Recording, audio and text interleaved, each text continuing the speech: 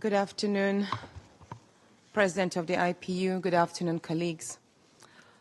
I come with a heavy heart from Nigeria, but first I'd like to apologize to Honorable Kafila Ogbara. I am not here to bring shame to our country. I'm here to seek help for the women of Nigeria.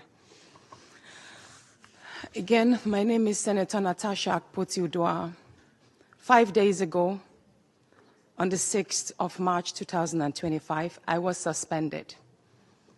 As a senator, I was suspended illegally because I submitted a petition of sexual harassment against the President of the Nigerian Senate, Senator Godswill Akpabio.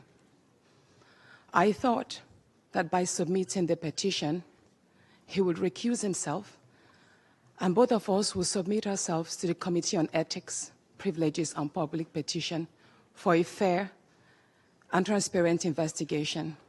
But unfortunately, I was silenced and I was suspended.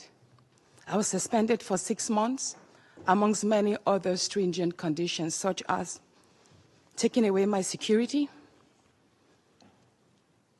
taking away all the officials, vehicles, and other items that were handed over to me as a senator. My salaries will be cut off.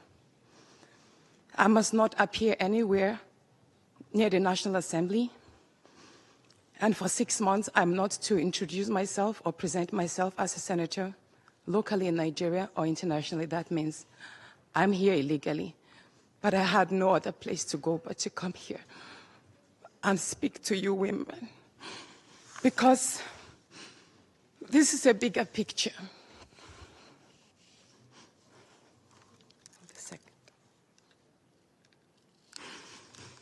This is a bigger picture. It depicts the crisis of women political representation. My suspension is not just about me.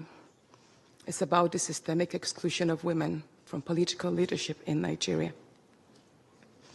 Women make up 3.6% of political offices, and in the Senate, it's just 2.8. We have 109 men, and only 4 of us are women. So right now, it's 108 with only 3 women. This is a clear case of political victimization, punishment for speaking out against impunity, corruption, and gender-based violence. The United Nations Declaration 48/104 declares sexual harassment as a form of gender violence. The Senate's actions are an assault on democracy. I was elected by my constituents to represent them. Yet a few powerful men have unilaterally decided to silence their voices by suspending me for 6 months. My call for an open and transparent investigation into harassment allegations have been met with hostility instead of accountability. If a female senator can be treated this way in the full view of the world, imagine what ordinary Nigerian women will go through every day in workplaces, in universities, and other aspects of our society. A culture of harassment and silencing must end. And this is not just a Nigerian issue. It is a global one. Women in politics, media, and businesses face threats, intimidation, and violence for simply demanding fairness.